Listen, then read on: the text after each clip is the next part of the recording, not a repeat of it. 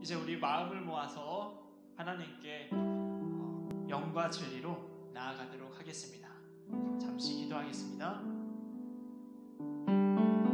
우리의 높고 영원하신 하나님 아버지, 우리들에게 숨을 주시고 생명을 주신 기적에 감사하여 오늘 우리 함께 예배로 나아갑니다. 아버지 하나님께서 우리들의 영을 살피시고 또 마음의 부족한 점들을 주님께서 헤아려 주셔서 이 예배 시간을 통하여서 하나님의 영으로 채워가고 주님의 마음을 닮아가는 주의 형상들 될 수 있도록 축복하시고 인도하여 주시옵소서. 이 시간 올려드리는 우리의 찬양과 경배를 통하여서 홀로 영광 받으시길 간절히 소망하며 우리 주 예수 그리스도의 이름으로 기도드립니다.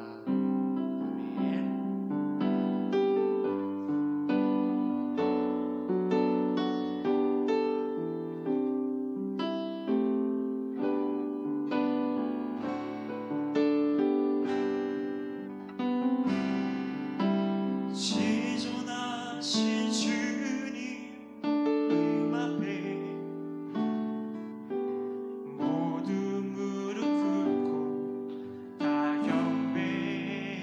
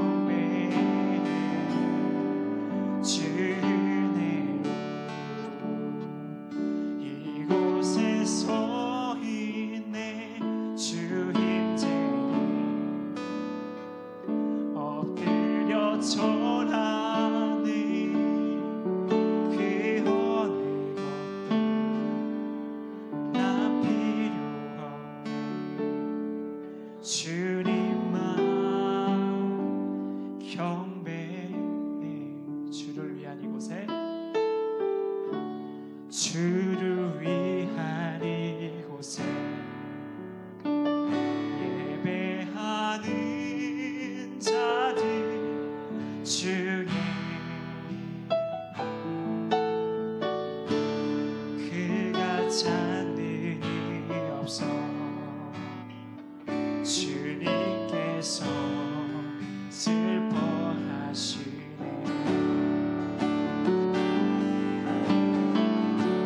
주님이 찾으시네. 그한 사람 그의 자 내가 그 사람을 간절히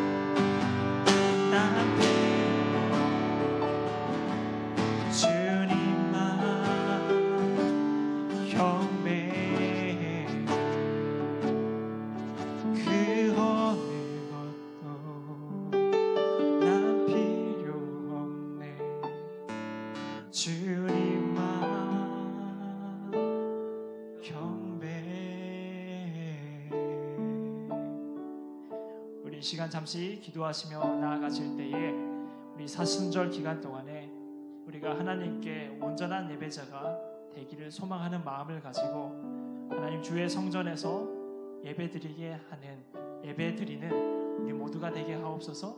또한 우리의 삶 가운데에 일상 가운데에 주님을 찬양하고 경배하는 것을 잃지 않고 놓치지 않고 살아가는 삶의 예배자 되게 하옵소서. 이 두 가지 기도 제목 가지고 함께 기도하시면서 더욱더 깊은 예배의 자리로 나아가도록 하겠습니다. 기도하겠습니다.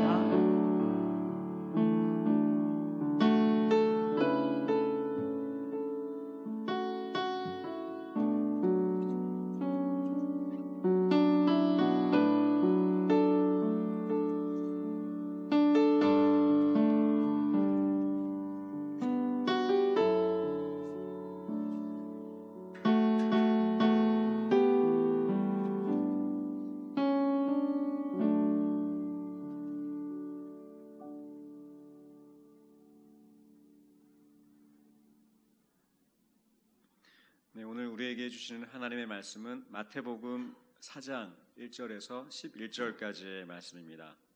마태복음 4장 1절에서 11절까지의 말씀입니다.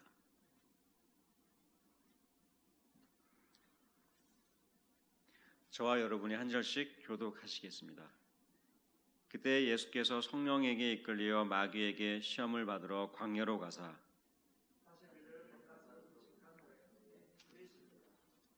시험하는 자가 예수께 나와서 이르되 내가 만일 하나님의 아들이거든 명하여 이 돌들로 떡덩이가 되게 하라.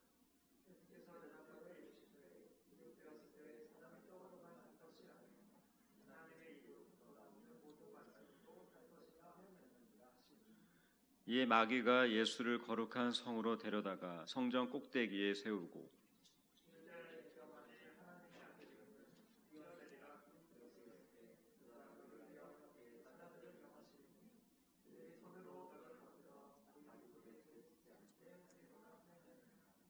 예수께서 이르시되 또 기록되었으되 주 너의 하나님을 시험하지 말라 하였느니라 하시니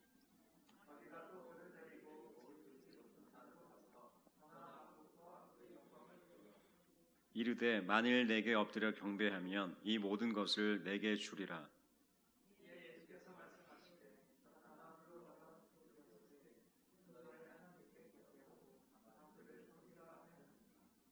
이에 마귀는 예수를 떠나고 천사들이 나와서 수종드니라. 아멘. 사순절 둘째 주를 보내고 있습니다. 수요예배 오신 여러분을 주님의 이름으로 환영합니다. 우리 옆 좌우 앞뒤로 인사했으면 좋겠는데요. 잘 오셨습니다. 함께 인사하겠습니다.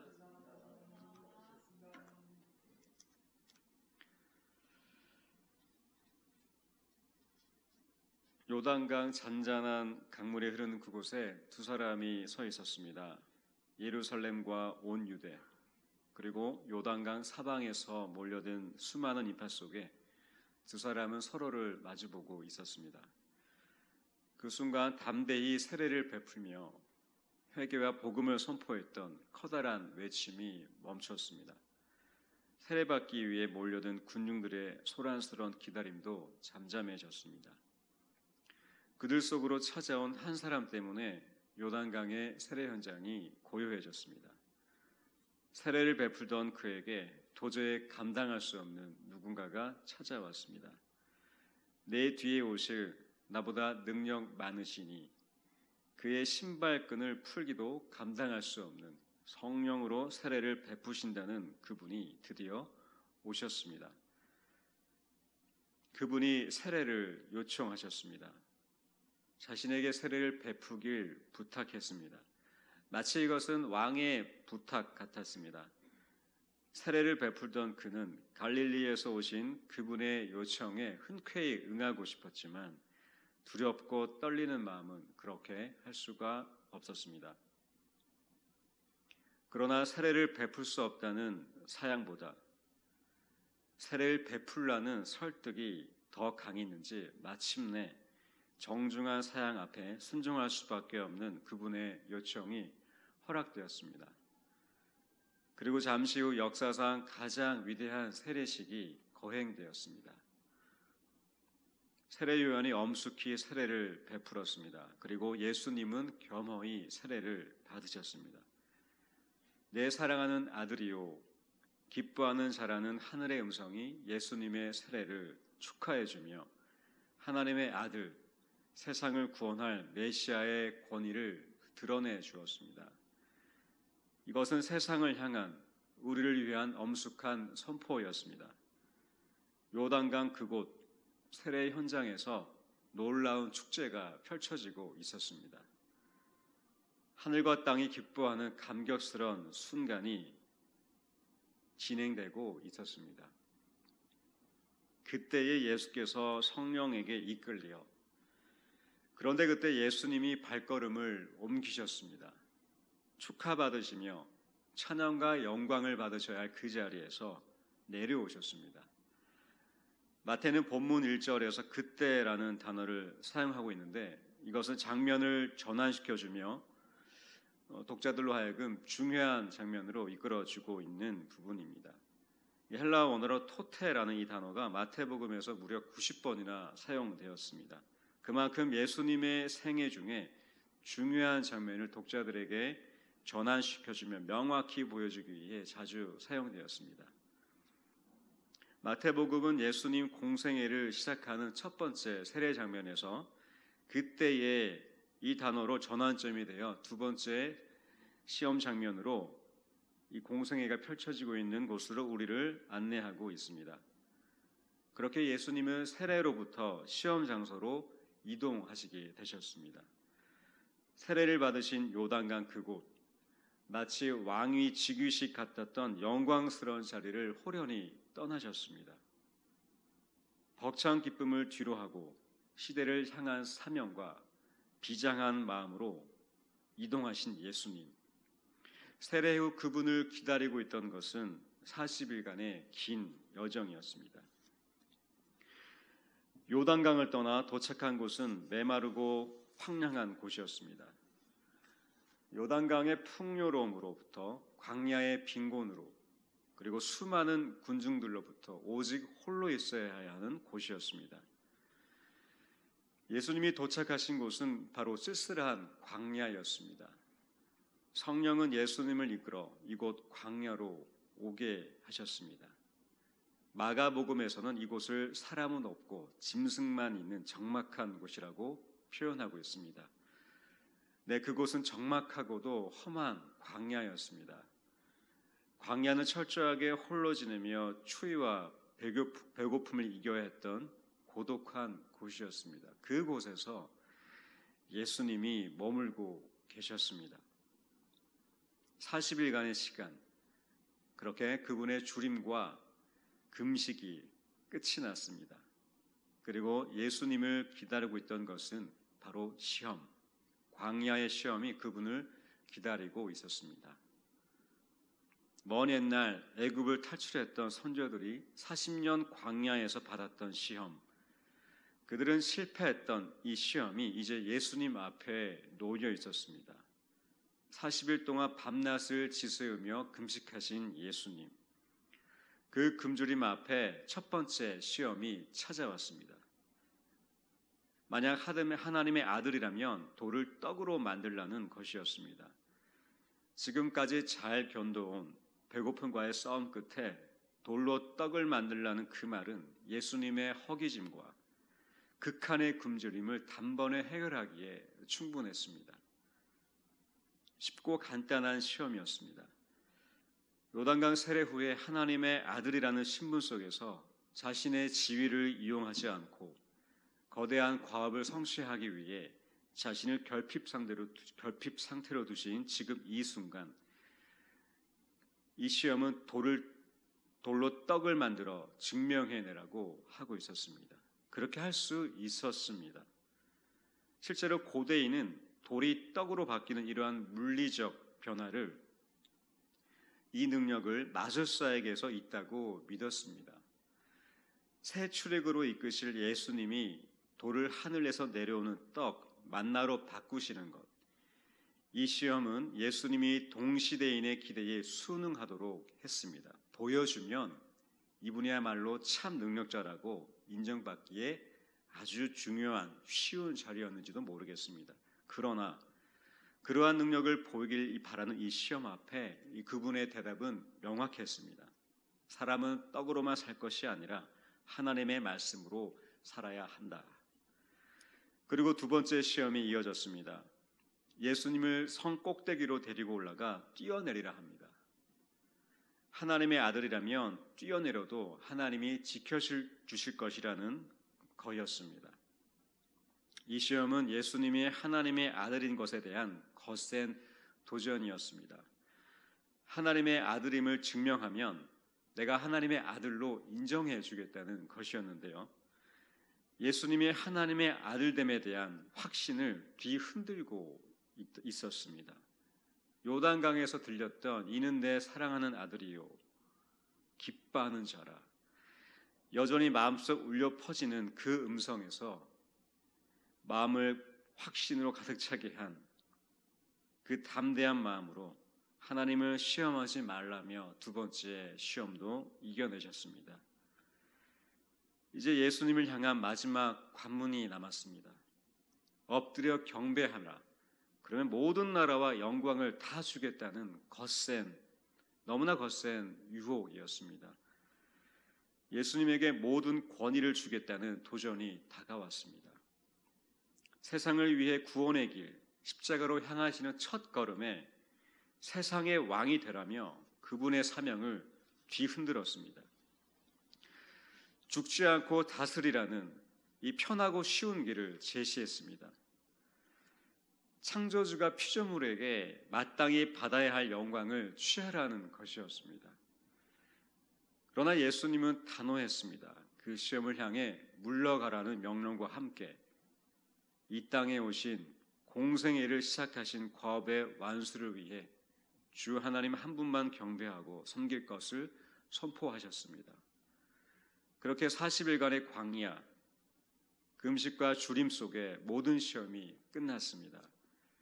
그 시험은 떠나갔고 천사들이 나와서 예수님을 수종하며 그분의 공생애가 내딛게 되었습니다. 훗날 40일간의 광야 이야기는 성경에 기록된 이 40일에 대한 여러 이야기들과 함께 초대교회의 성도들에게 예수님을 기억하자는 중요한 메시지가 되었고 부활절 앞에 위치하여 교회력의 중요한 절기가 되었습니다. 그것을 우리는 사순절이라고 부릅니다. 사순절은 부활절 전날까지 주일을 제외한 나머지 40일 동안의 고난을, 그 주님의 고난을 묵상하며 경건히 보내는 절기를 말합니다. 여기서 40이라는 숫자는 예수님의 40일 광야와 시험 받으심, 40일간 시내 산에서의 모세의 금식, 이스라엘의 40년간의 광야 생활, 예수님의 부활과 승천까지의 40일, 이처럼 성경에 언급된 고난과 갱신의 상징적 기간을 뜻합니다. 이 중에서도 특히 오늘 읽은 본문인 예수님의 40일의 광야의 이 기록은 사순절에 가장 직접적인 영향을 주었습니다. 그래서 고난주간을 포함하여 인류를 위해 죄인의 구속을 위해 고난당하신 구속사를 묵상하며 자신의 신앙을 각성하는 40일간의 절제 기간이 사순절이었습니다. 이 사순절은 항상 수요일부터 시작하는데 이날은 제의 수요일이라고 불려집니다. 제의 수요일은 종려나무를 태운 제 혹은 이 수초로 이마에 십자가를 그리는 풍습으로 참회의 표시와 그리고 흙에서 왔던 우리가 다시 흙으로 돌아가는 교훈을 담고 있습니다. 이렇게 제의 수요일을 시작으로 사순절은 시작이 됩니다. 초대교회 시대에는 3세기 초까지 기한을 정하지 않고 부활절 전 2, 3일간의 기간 동안 예수님의 순환을 기억하였습니다. 그런데 니케아 공의회 이후에 기간을 40일로 정하게 되었고 그레고리 교황 시절부터 제2수요일이 사순절의 시작일로 정해지게 되었습니다. 사순절은 초대교회 성도들이 주님의 고난에 동참하기 위해 금식을 행했던 것에서 유래되었습니다. 이 사순절의 금식은 수세기 동안 매우 엄격하게 지켜졌다고 합니다. 사순절의 금식은 이 기간 동안 식사는 저녁 전에 한 끼만 허용이 되었고 고기 등의 육류는 물론 우유와 달걀로 만든 음식까지도 금지되었습니다. 14기에는 금식기도 대신에 절식기도가 행해졌고 15세기에는 정오의 식사 그리고 저녁 식사 한 끼만 허용이 되기도 했습니다. 간단한 식사가 허용되었다고 합니다. 이 사순절 기간 동안은 금식기도와 구제, 선행을 통해 예수님의 고난을 동참하는 것이 풍습이 되었습니다. 이것은 오늘날의 기독교인들에게도 전해진 신앙의 큰 유산으로 자리 잡게 되었습니다. 사순절을 뜻하는 용어에는 영어 표현 렌트, 이 표현은 고대 앵글로색슨에서 유래되었습니다. 봄이라는 뜻을 가지고 있는데요. 우리나라에서는 40일간의 기념일을 뜻하는 헬라어 테살코스테를 따라 사순절로 번역이 되었습니다. 즉 사순절의 원어적 뜻은 추운 겨울이 지나 봄을 맞이하며 소생하는 40일간의 시간 이렇게 볼 수 있겠습니다. 그래서 사순절은 주님을 기억하고 신앙을 각성하는 이 기간을 통해서 우리 기독교 신앙과 교회의 중요한 절기가 되어 왔습니다. 신앙생활을 하면 누구나 사순절을 맞이하게 됩니다. 또 사순절을 보내왔다고 생각합니다. 제가 처음 맞이한 사순절은 고등학생 때였던 것 같습니다. 친구 따라 강남 간다고 하는데 저는 교회 친구들이 사순절이라며 릴레이 금식하자는 말에 몇 끼 굶었던 적이 기억납니다. 어린 마음에 나는 몇 끼를 굶었는데 40일 동안 예수님 금식하셨다니 굉장히 놀랍고 정말 배고프셨겠다라는 생각을 어린 마음에 했었습니다. 그리고 금식에 참여한 나 자신을 또 기특하게 여기고 또 그렇게 예수님을 생각했던 기억이 납니다. 신앙이 자란 청년 때에 맞이한 사순절, 어릴 때와는 좀 더 다르게 다가왔습니다. 참회와 반성으로 저의 신앙을 각성하는 시간이었습니다. 그때 당시 사순절을 생각하면 뭔가 엄숙하고 절제되고 다소 무거운 분위기에 고난주간을 지나서 기쁨의 부활절을 맞이하는 그런 느낌이 강했습니다. 3월이 되는 봄은 따뜻하게 꽃이 피었지만 부활절이 되어야 봄을 느낄 수 있을 만큼 사순절은 아직 저에게 겨울이라고 말하는 것 같았습니다. 그리고 사순절은 느슨해진 신앙을 다져주고 신년의 다짐을 다시 새롭게 하는 전환점이 되기도 했습니다. 그렇게 사순절을 보통 금식하고 절제하며 경건을 추구하는 우리의 신앙이 새로워지는 시간이었습니다. 우리가 맞이했던 사순절은 그러했습니다. 성탄의 기쁨과 새해 소망으로 시작했던 한 해가 점점 무뎌지고 느슨해지며 그렇게 반복될 때 우리의 묻어진 믿음이 사순절을 통해 다시 한번 새로워지는 시간이었습니다. 이것은 사순절의 중요한 의미로 우리 신앙생활을 이끌어 주었습니다. 그것은 우리가 사순절에 참여하는 이유가 되어 왔습니다. 사순절은 우리가 금식하며 기도하고 또 경건을 추구하는 훈련이 되어 주었습니다. 사순절은 우리의 믿음을 다시 일으키는 좋은 발판이 되어 주었습니다. 연약한 우리를 계속해서 신앙의 성숙으로 나가도록 하는 유익한 기간임에 틀림없었습니다. 그러나 사순절 기간 동안 우리의 신앙이 그렇게 집중될 때 어느 한 곳에 외로이 누군가가 있다면 정작 주목받아야 할 분이 주목받지 못하고 있다면 바로 예수 그리스도입니다. 사순절은 초대교회 시절부터 금식과 함께 유래되었습니다. 신앙의 좋은 전통으로 전승되어 왔습니다. 그러나 일부 학자들은 사순절의 규례와 이 금식이 오래전부터 유래되었다는 것을 확인했지만 정확한 사도적 전승이나 권위를 찾을 수는 없었습니다. 그렇기 때문에 정확한 권위와 이 기록이 없는 이 상황 속에서 이 사순절에 관련된 미신적인 부분이 있었음을 지적하고 있었습니다. 오히려 사순절은 규례를 지키는 것보다 기억하고 기념해야 하는 것에 더 의의를 두어야 함을 말하고 있었습니다. 이것은 우리가 주목해야 하는 것이 전통이나 풍습에만 머무는 것이 아니라 예수 그리스도를 기억하고 기념하는 것이 사순절의 본질임을 뒷받침해주고 있었습니다.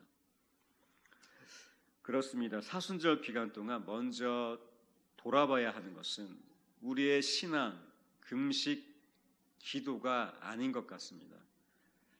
바로 예수 그리스도를 다시 보는 것, 그것이 바로 사순절 기간 동안 우리가 해야 할 가장 첫 번째의 일이라고 생각합니다. 사순절을 통해 나를 점검하는 것으로부터 예수님을 다시 갈망하는 것, 신앙의 주인공이 우리가 아니라 예수님이 되시는 것, 사순절의 핵심은 우리의 금식과 선행이 아니라 예수님의 생애와 고난이라고 말하고 있습니다.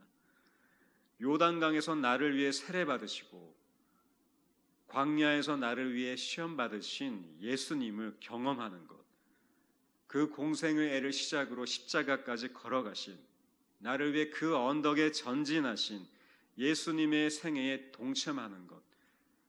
그래서 하나님이 예수 그리스도를 통해서 우리를 향한 자기 내어주심을 경험하는 것. 그것이 사순절 우리가 참여하는 진정한 이유입니다. 그래서 사순절은 우리의 시선을 예수님에게로 다시 향하게 합니다. 사순절은 우리를 예수님의 생애로 인도하여 그를 경험하게 해줍니다. 사순절은 신화 같은 예수님의 이야기가 실제가 되는 순간입니다. 소설이 실화가 되는 것입니다. 한 권의 책이 내 삶에 개입되어 사건으로 변하는 시간인 것입니다. 오늘 우리는 사순절 둘째 주를 보내고 있습니다. 지금까지 우리는 여러 해 동안 사순절을 맞이하며 보내왔습니다. 부활절을 앞둔 연례 행사처럼 금식도 해왔고 또 신앙을 각성하며 참회하기도 했습니다. 사순절 특별 새벽기도 시간 그리고 릴레이 금식 여러 가지 절제된 삶을 통해 우리가 예수님을 기억하고 기념해 왔습니다. 그러나 어느 순간 이 사순절 기간 동안 나 자신을 보는 것에 익숙해졌다면 예수님을 보는 것에 묻어졌다면 이것은 어쩌면 행위를 통해 구원을 얻겠다는 그 왜곡된 구원을 뒤집었던 종교개혁처럼 수단과 방법으로부터 본질을 회복하는 사순절 개혁이 우리 안에 일어나기를 소망합니다. 개혁은 리폼, 다시 형성하는 것입니다. 즉 처음으로 다시 돌아가는 것을 말합니다. 사순절의 첫 정신, 첫 마음으로 돌아가서 수단과 방법에 익숙해진 사순절로부터 광야에 시험 받으신 예수님을 깊이 생각하며 기념하는 사순절로 돌아갑시다. 그곳으로 돌아가 예수님을 진심으로 기념하고 기억하며 그의 생애에 참여하는 사순절이 되었으면 좋겠습니다. 우리가 예수님의 생애에 동참할 때 그 광야의 시험처럼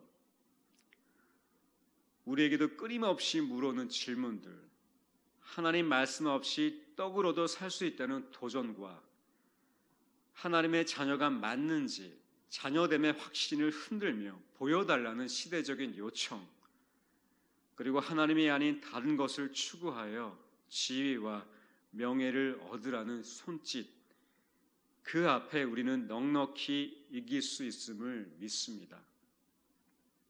바로 예수 그리스도를 다시 바라볼 때입니다. 그때에 우리는 하나님의 말씀으로 살아내며 하나님의 자녀됨을 확신하며 하나님만 우리 삶 속에서 높이게 될 것을 믿습니다. 이것이 바로 사순절이 우리에게 주는 은혜라고 생각합니다. 사순절은 우리에게 은혜의 자리로 초대합니다.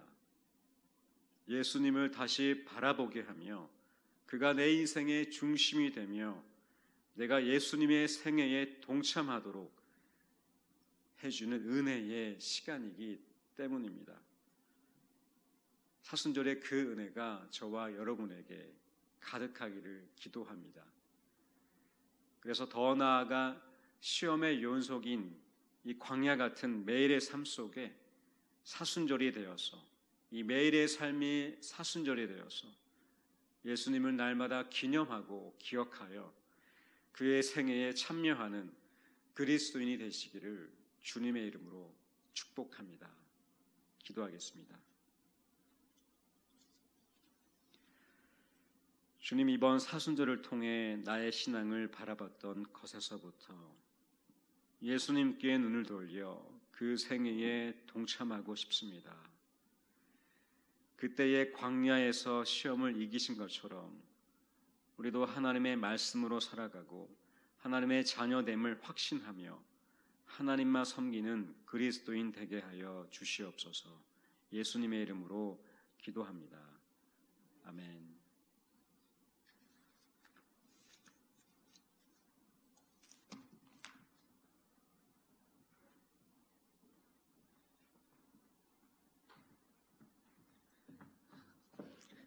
광고 시간입니다. 수요예배가 재개되었는데 너무나 많은 분들이 이 자리를 지켜주셔서 감사드리고, 또 찬양해 주시고 반주해 주시고 설교해 주신 우리 목사님 감사드립니다.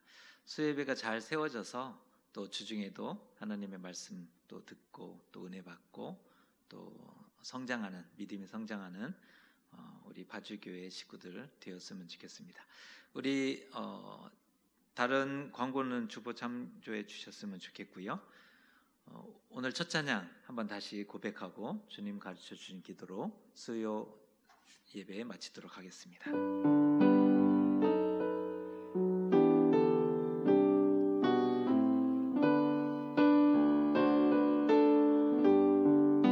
지존하신 주님 이름 앞에, 지존하신 주님 이름 앞에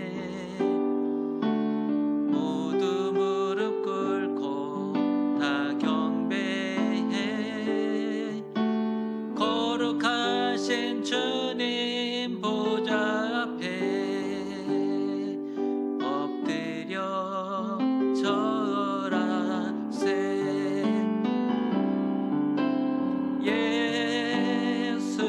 예수는 그리스도, 예수는 주,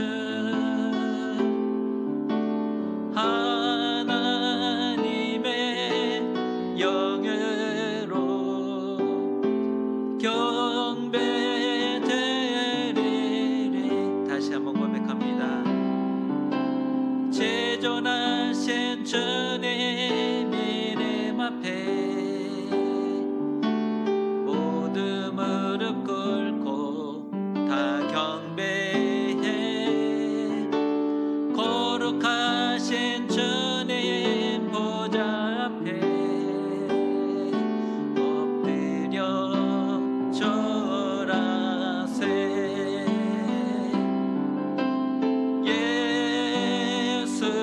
예수는 그리스도, 예수는 주,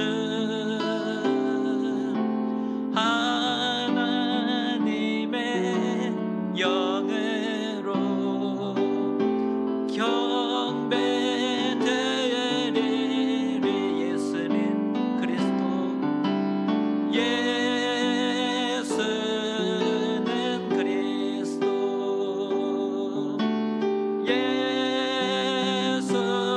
예수는 주, 하나님의 영으로 경배드리리.